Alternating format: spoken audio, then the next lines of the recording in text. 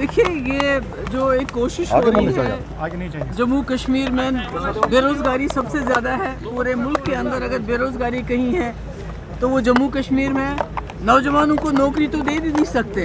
اگر کہیں ریکروٹمنٹ ہوتی ہے تو اس میں اتنی کرپشن ہوتی ہے اس کو بعد میں اسکریپ کرنا پڑتا ہے. مگر اب نوجوانوں کو یہ خدا نہ خواستہ ہاتھ میں شراب کی بوتل تھمانا چاہتے ہیں اور جنرل سٹورز میں اس کو رکھنا چاہتے ہیں تاکہ ہمارے جو چھوٹے چھوٹے بچے ہیں وہ بھی خدا نہ خواستہ نشے کی عادی ہو جائیں. یہ بہت غلط ہے.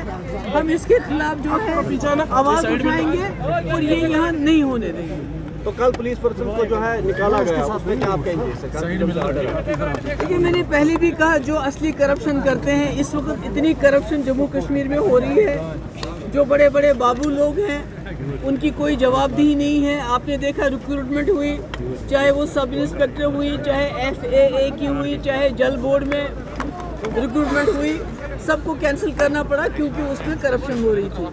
اس میں کسی کو سزا نہیں ملی مگر آنند فانند جو چھوٹے چھوٹے ملازم ہیں پولیس میں ان کو نکال دیا گیا. کبھی کہتے ہیں یہ ملک دشمن ہے کبھی کہتے ہیں کرپٹ ہے.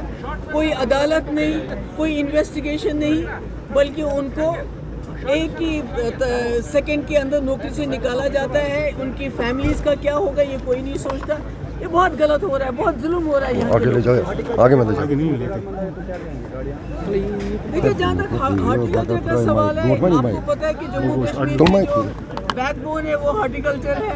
پہلے جو پیسٹیسائڈ ہمیں دیا جاتا ہے وہ پچھلے 3-4 سال سے بہت ہی خراب کوالٹی کا ہوتا ہے. اس کے بعد ایران سے سیب لایا گیا جو بہت سستا ملتا ہے اور اس کے مقابلے میں ہمارا جو سیب ہے وہ منڈی میں وقت پہ نہیں پہنچتا ہے. راستے میں گاڑیوں کو روکا جاتا ہے اور جب گاڑیاں چھوڑ دی جاتی ہیں تو ایک ساتھ بہت سارا سیب وہاں پہنچ جاتا ہے جس سے ہمارے سیب کی قیمت کم ہو رہی ہے.